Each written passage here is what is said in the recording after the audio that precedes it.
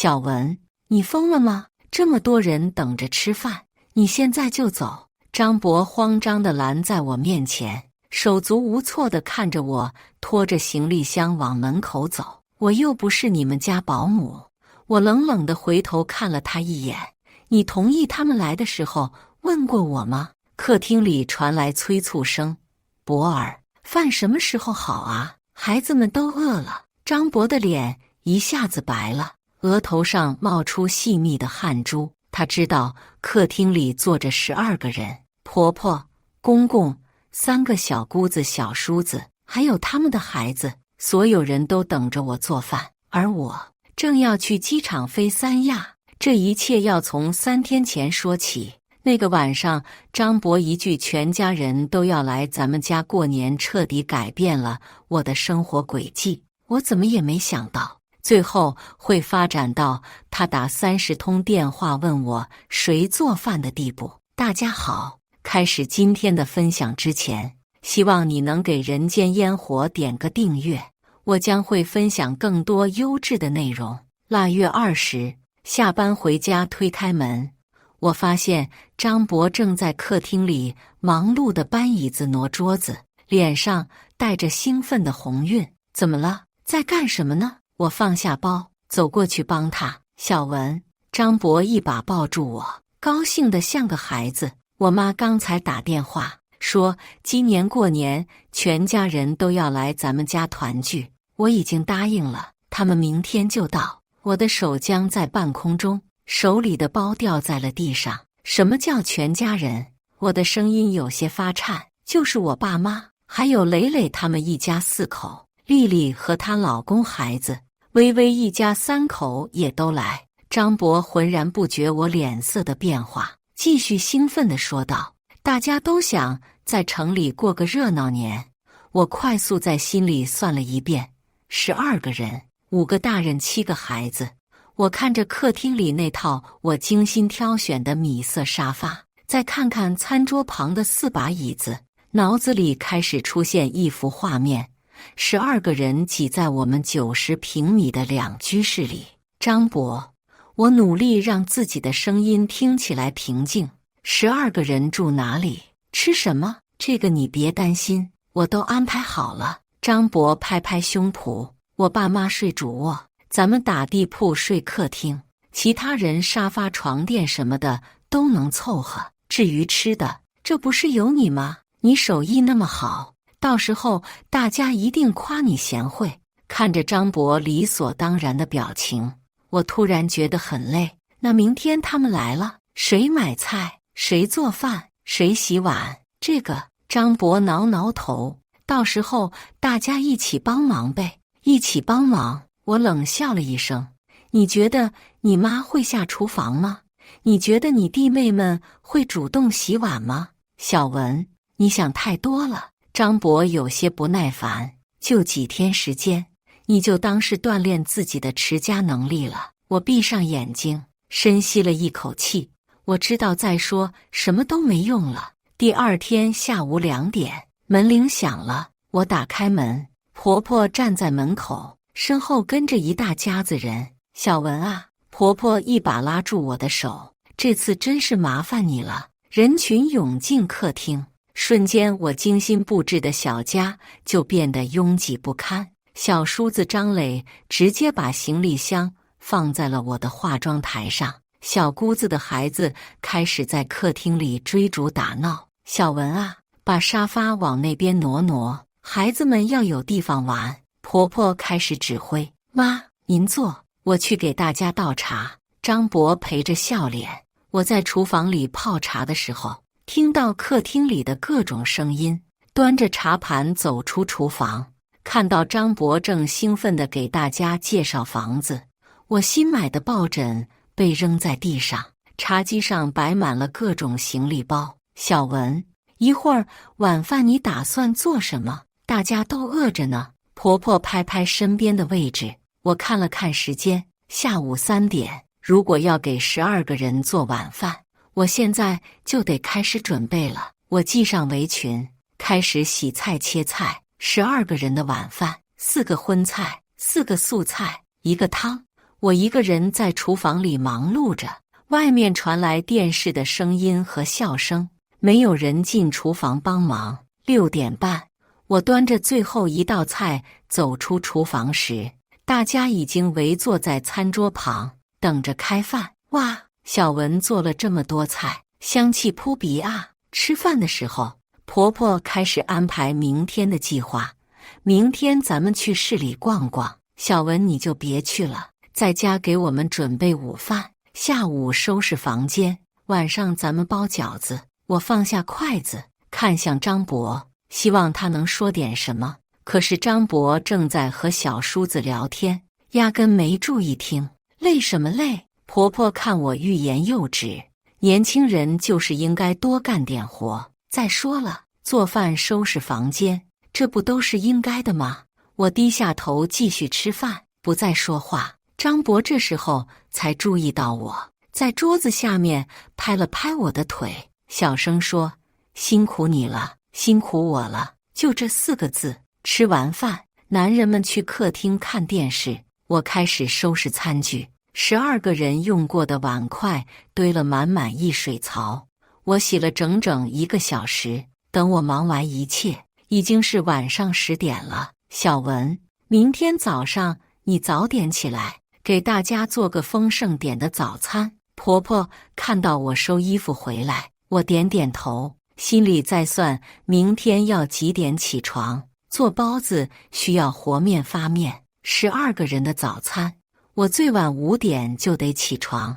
第二天早上5点，我轻手轻脚地起床，走进厨房开始和面、发面、调馅、包包子，整整2个小时，我终于把30个包子包好上锅蒸。7点半，香味飘满了整个房子，大家陆续起床。哇，好香啊！小包子哎！孩子们跑进厨房。小文，这包子做得真不错，公公夸奖道。就是有点淡了。婆婆尝了一口，下次盐要多放点。吃完早餐，大家准备出门逛街。婆婆拍拍我的手：“小文啊，中午我们12点回来，你准备着点饭。”门关上了，房子里突然安静下来。我看着一桌子的碗筷和客厅里散乱的被褥，深深叹了一口气。我开始收拾客厅，洗碗、洗衣服、拖地。等这一切忙完，已经10点半了。我坐在沙发上休息了10分钟，就得开始准备午饭。11点半，我刚把最后一道菜装盘，门铃就响了。买了好多东西啊！我开门看到大家都大包小包地提着东西。是啊，也就花了几千块钱。小姑子张丽笑着说：“几千块钱？”我心里一紧，我这2天买菜就花了3000多。小文，你就别去了。婆婆又开始安排下午，你在家把房间收拾收拾，孩子们晚上要洗澡，你把浴室也打扫一下。晚上咱们包饺子。你下午去买点肉馅。张伯这时候插话了：“妈，要不我和小文一起去买菜吧？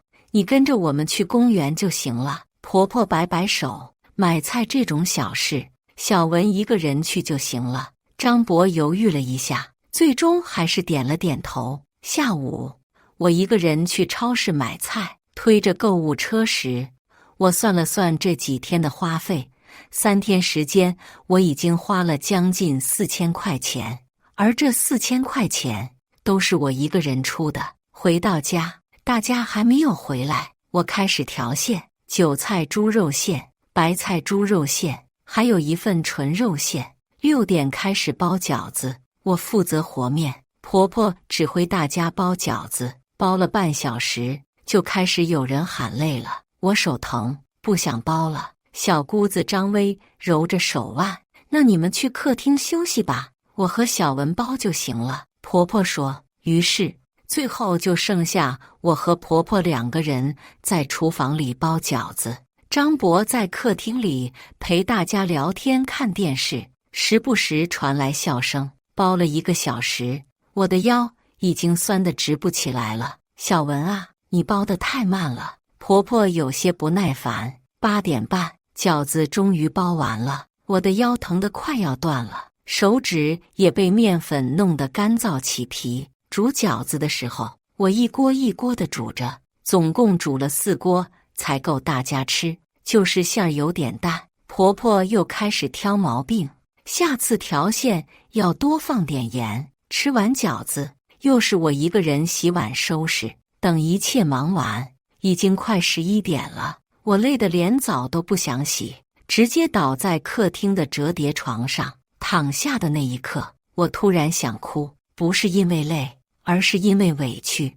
第3天是腊月22，我照例5点起床做早餐。早餐桌上，大家讨论着今天去爬山的安排。小文，你就别去了。果然，婆婆又开口了，你在家把卫生搞一遍，特别是厕所和厨房。还有，晚上我们要吃火锅，你去买点火锅底料和配菜。我默默地吃着包子，心里又开始算账。火锅的消费可不低，12个人的火锅至少要花800块钱。9点，大家浩浩荡荡地出门去爬山了。我站在门口送他们，心里涌起一阵孤独感。他们去享受美好的一天，而我要在家里做家务。我开始打扫卫生，从客厅到卧室，从厨房到卫生间，每个角落都仔细清理。清理这一切花了我整整3个小时。中午，我一个人吃了碗方便面，然后去超市买火锅食材。购物车很快就满了。结账的时候，收银员说一共876元。我掏出银行卡，手有些颤抖，这已经是我这个月的生活费了。6点，大家爬山回来了，火锅很快就开了，大家围坐在桌旁，热热闹闹地吃着。这火锅底料真不错，婆婆夸赞道，就是肉有点少了。小叔子张磊看着空了的肉盘子，小文，还有肉吗？我去厨房又拿了2盘肉出来，心里在滴血。这2盘肉又是200块钱。明天是小年，要做丰盛一点的晚餐。婆婆又开始安排，小文，你明天去买点好菜，多做几个硬菜。还有，明天要大扫除，你把家里里里外外都打扫一遍，又要买菜，又要做饭，又要大扫除。我感觉自己快要撑不住了。妈，要不我帮小文一起打扫吧？张博终于开口了。你帮什么忙？男人做什么家务，你就好好陪陪家人。小文一个人就行了。婆婆瞪了他一眼。张博被婆婆一说，就不敢再开口了。我看着他怯懦的样子，心里涌起一股怒火。第4天是腊月23，小年，我依然5点起床做早餐。小文，今天的大扫除一定要认真。婆婆又开始安排，还有，今天要去买小年的菜，要做8个菜1个汤，8个菜1个汤，12个人吃，这顿饭的成本又要上千了。妈，要不今天咱们出去吃吧？我提议道。出去吃哪有在家吃好，而且外面太贵了。婆婆摆摆手，实惠。我在心里冷笑，在家吃的所有成本都是我一个人承担。早餐后，大家又要出门逛街，我开始了一天的大扫除工作，擦窗户、拖地、擦家具。中午的时候，我累得腰酸背痛。下午，我去超市买小年的食材，8个菜1个汤。我买了鸡、鸭、鱼、肉，购物车装得满满的。结账时花了1200块钱，看着银行卡上的余额，我心里一阵绝望。这个年过下来，我已经花了将近8000块钱。回到家，我开始准备晚餐，8个菜1个汤，要从下午3点开始准备，才能在6点半准时开饭。6点，大家回来了。看到满桌子的菜，大家都很兴奋。哇，小文做了这么多好菜。听着大家的夸奖，我笑不出来，因为我知道明天还有明天的任务，明天要开始准备年夜饭的菜了。婆婆又开始安排。小文，你明天去买点好食材，年夜饭一定要丰盛。我的心一下子沉到了底。那天晚上，我一个人在厨房洗碗的时候，突然有了一个想法。我拿出手机，打开旅游啊，随便搜了一下三亚5日游，还有最后几个名额。我看着手机屏幕，心里开始做斗争。如果我去旅游，他们怎么办？可是转念一想，为什么一定要我来做？我越想越气，越想越委屈。我关掉手机，告诉自己要冷静。第5天是腊月24，我照例早起做早餐。这次做的是小笼包，包小笼包比包饺子还要难。我一个人在厨房里忙了3个小时。小文，今天你去市场买年夜饭的食材，婆婆又开始安排。还有，下午你把家里再收拾一遍。我在心里算了算，这些食材少说也要1500块钱。我下午有事要出去一趟。我突然开口，什么事？张博疑惑地看着我，和朋友约了，有点私人的事情要处理。我撒了个谎，什么私人事情这么重要？过年这么忙，你还有心思出去玩？婆婆不高兴了，不是玩，是有重要的事情要处理。我坚持说，上午我开始准备年夜饭的菜，中午时分，大家出门去看电影了。我站在门口送他们，心里五味杂陈。等他们走远了，我回到房间，拿出早就准备好的行李箱。我已经在网上办好了值机手续，下午3点的飞机。我拖着行李箱走向门口，手放在门把手上，犹豫了一下，我真的要这样做吗？我想起了这几天的委屈，想起了张博的怯懦，想起了婆婆的理所当然。我打开门，走了出去。走到楼下的时候，我的手机响了，是张博打来的。小文，你出门了吗？出门了。我说，你什么时候回来？记得买点年货回来。我不买年货。我冷冷地说，你们自己买。什么？那你去干什么？去旅游。我说出了这2个字，电话那头安静了几秒钟，然后传来张博惊讶的声音，什么？旅游？现在？对，现在。我拖着行李箱走向小区门口，我订了去三亚的机票，5天4夜。小文，你疯了吗？张博的声音提高了8度，家里这么多人，你现在去旅游，为什么不可以？我反问，我有我的自由，可是晚上要包饺子，明天要准备年夜饭，这些你都不管了，你们自己处理。我说完就挂了电话，手机立刻又响了起来，还是张博。我没有接，直接按掉了。坐在出租车里，我看着车窗外飞速掠过的风景，心里竟然有种解脱的感觉。到了机场，我办理登机手续的时候，手机不停地响。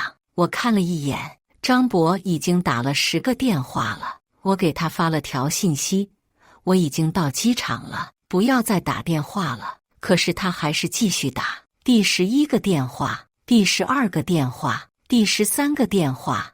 我干脆把手机调成静音，专心办理登机手续。过安检的时候，我看了一眼手机，未接电话显示20个。在候机厅等飞机的时候，我身边坐着一对年轻夫妻，他们正在讨论蜜月旅行的计划。看着他们幸福的样子，我想起了自己的新婚生活。那时候张博也是这样温柔体贴。可是什么时候开始，他变得只会说辛苦你了。登机广播响起，我拖着行李箱走向登机口。就在这时，我的手机震动了一下，我拿出来看，是张博发的信息：小文，求你了，回来吧，家里乱成一团了。我看了一眼，没有回复，继续往前走。又一条信息进来，我妈在问你去哪里了。我不知道怎么回答，我停下脚步，打字回复，告诉她实话。很快，电话又来了，这次我接了。小文，你真的在机场？张博的声音听起来很慌张。对，马上就要登机了，你不能走。张博几乎是喊出来的。家里12个人等着吃饭，你让我怎么办？你是成年人，自己想办法。我冷静地说。可是我不会做饭啊。那就学，或者叫外卖。小文，你听我说，你先回来，有什么话我们好好谈。张博的语气软了下来。我知道你这几天累了，等过完年我好好补偿你。补偿？我冷笑了一声。你觉得这是补偿能解决的问题吗？那你想怎么样？张博有些急了。你总不能丢下这一大家子人不管吧？为什么不能？我反问。当初你答应他们来的时候，问过我吗？张博被问得哑口无言。张博，你仔细想想，这几天我做了什么？你又做了什么？我说完就挂了电话。登机了，我关掉手机，跟着人群走进飞机。飞机起飞的那一刻，我看着舱窗外越来越小的城市，心里有种重获新生的感觉。我终于做了一回真正的自己。在3万英尺的高空中，我打开手机看了一眼，30个未接电话，全部来自张博。我想象着此刻家里的情景，12个人围坐在客厅里，肚子饿得咕咕叫，而那个平时只会说辛苦你了的男人，正手足无措地站在厨房门口。我轻笑了一声，重新关掉手机。飞机降落在三亚凤凰机场的时候，已经是晚上8点。我拖着行李箱走出机场，感受着海南温暖湿润的空气，心情前所未有的轻松。办理入住手续的时候，前台小姐姐笑着问我：“小姐，您是一个人来度假吗？”“是的，一个人。”我回答。“那您这几天一定要好好放松。”一个人，多么自由的词汇。回到房间，我躺在舒适的大床上，打开手机，未接电话显示99加，微信消息也是99加。我点开张博的聊天界面，从下午到现在，他发了无数条信息：“小文，你在哪里？求你回个信息，家里乱成一团了，我妈在生气，问你什么时候回来，孩子们饿了，我不知道给他们做什么吃，我订了外卖，但是我妈说外卖不好吃。小文，我错了，你快回来吧。”看着这些信息，我没有一丝心软。我给他回了一条信息：“我在三亚，酒店很舒服，海风很温柔，你们好好享受团聚的时光吧。”发完这条信息，我就把手机调成了飞行模式。接下来的几天，我要彻底断绝和外界的联系，好好做回自己。第2天早上，我在酒店的海景餐厅吃早餐，落地窗外是湛蓝的大海。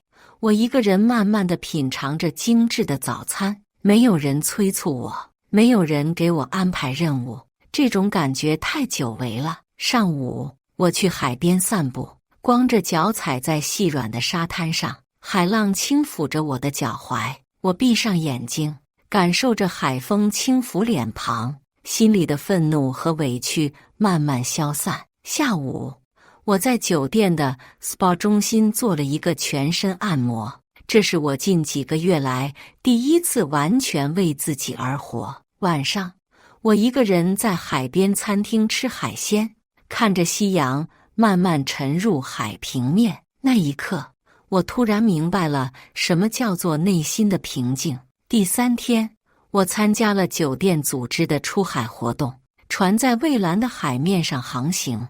我站在甲板上，看着远方的海平线，心胸变得无比开阔。同船的一个老阿姨和我聊天，她说她每年都会一个人出来旅游一次，年轻时总是为别人活着，现在终于学会了为自己活着。她笑着说：“人生说长不长，说短不短，为什么要委屈自己呢？”她的话让我深受触动。是啊，为什么要委屈自己呢？那天晚上，我终于打开了手机， 99加的未接电话，99加的微信消息。我点开张博的聊天记录，看到了这几天他的心路历程。第一天，慌张、愤怒、不理解。小文，你疯了吗？家里这么多人等着吃饭。第二天，手忙脚乱，求助无门。我不会做饭，孩子们都哭了，外卖花了500块，我妈还是不满意。第三天，开始反思，态度软化。小文，我知道你累了，我开始明白你这几天有多辛苦了。第4天，彻底服软，认错道歉。小文，我错了，我现在知道做饭有多累了。我妈他们明天就走了，你回来吧，我以后再也不敢这样了。看着这些信息，我心里五味杂陈。这个男人终于开始明白我的不容易了。我回了一条信息，我初2回去。很快，张博就回复了，真的吗？你不生气了？我需要时间想清楚一些事情。我回复，小文，我真的知道错了，我保证以后这种事情我一定会先和你商量。我看着这条信息，心里却没有预想中的开心。道歉是容易的，但是改变是困难的。我没有再回复，关掉手机，继续享受我的假期。第5天，也就是除夕夜，我一个人在酒店房间里看春节联欢晚会，外面传来阵阵烟花声，房间里只有我一个人。我想象着家里的情景，张博应该在厨房里手忙脚乱地准备年夜饭，婆婆应该在指挥和抱怨，孩子们应该在客厅里等着开饭，而我这个平时负责一切的人却不在现场。我不知道他们是怎么度过这个年夜饭的，但我知道我度过了人生中最特别的一个除夕夜。初1的早上，我在海边看日出，金黄色的太阳从海平面缓缓升起。新的一年开始了，我给自己许了一个新年愿望，要学会爱自己，要勇敢地为自己发声。收拾行李的时候，我买了一盒三亚特产椰子糖。虽然张博让我失望，但我们毕竟是夫妻，我还是希望能给这段关系一个机会。但这一次，我要用我的方式去爱。初2下午，我回到家，推开门的那一刻，我看到张博坐在客厅的沙发上，面前摆着一桌子外卖盒子，整个人憔悴不堪。小文看到我，他立刻站起来，眼中闪着激动的光芒。家里就剩咱们了。我环顾四周，发现客厅比我走时还要凌乱，昨天都走了。张博走向我，小文，行李箱还没收拾完，我先去整理一下。我打断了他，拖着箱子走向卧室。张博跟在我后面，看着我默默地收拾东西。小文，这几天我想了很多。他开口说，我知道我做错了，我不应该在没有征求你意见的情况下就答应他们来。我没有回答，继续整理东西。我也不应该把所有的家务都推给你。他接着说，我以后会改的，我会学着做家务，学着承担责任。我停下手里的动作，转身看着他，张博，你觉得这只是做不做家务的问题吗？他愣了一下，那是什么问题？是尊重的问题。我看着他的眼睛，3年来，你习惯了我的付出，习惯了我的迁就，你觉得这一切都是理所当然的，你从来没有真正在意过我的感受。张博低下了头，我以后会注意的。张博，我不需要你的承诺，我需要你的改变。我说，如果你真的想挽回这段婚姻，就用行动证明给我看。他点点头，我会的，我一定会的。我拿出从三亚带回来的椰子糖递给他，这是给你的。张博接过椰子糖，眼中闪过一丝惊讶，你还给我买了礼物，不管怎么样，我们还是夫妻。我说，但是张博，我希望我们能成为真正平等的夫妻，而不是主人和仆人的关系。那天晚上，张伯主动去厨房做了晚饭，虽然手艺不怎么样，但我能看出他的努力。睡觉前，他给我发了条微信：对不起，以后这种事我会先和你商量。今晚我睡客厅，你好好休息。看到这条信息，我第一次有了一丝欣慰。也许这次的出走真的能让他明白一些道理。后来的日子里，张伯真的开始改变了。他学着做饭，主动承担家务，开始关注我的感受。当然，改变不是一蹴而就的，有时候他还是会忘记。但是当我提醒他的时候，他会立刻意识到，并且主动承担。3个月后，婆婆又打电话说要来住几天。这一次，张伯的第一反应是：妈，我先和小文商量一下，再给您回复。挂掉电话后，他看着我：小文，你觉得呢？我想了想，说：可以，但是只能住3天，而且家务我们一起做。好的，我和我妈说。那一刻，我知道我们的婚姻真的开始走向正轨了。现在的我们虽然还在磨合，但我们是真正平等的伴侣。我们一起承担家庭的责任，一起分享生活的甜蜜。而那30通电话也成了我们之间的一个梗。每当张伯偷懒不想做家务的时候，我就会说：要不要我再去趟三亚？他总是会立刻投降：别，我马上去做。生活就是这样，在争吵和和解中前行，在磨合中成长。只要彼此都愿意改变，都愿意为这个家付出，那么任何困难都不是问题。毕竟，真正的爱情从来不是一个人的独角戏，而是2个人的双人舞。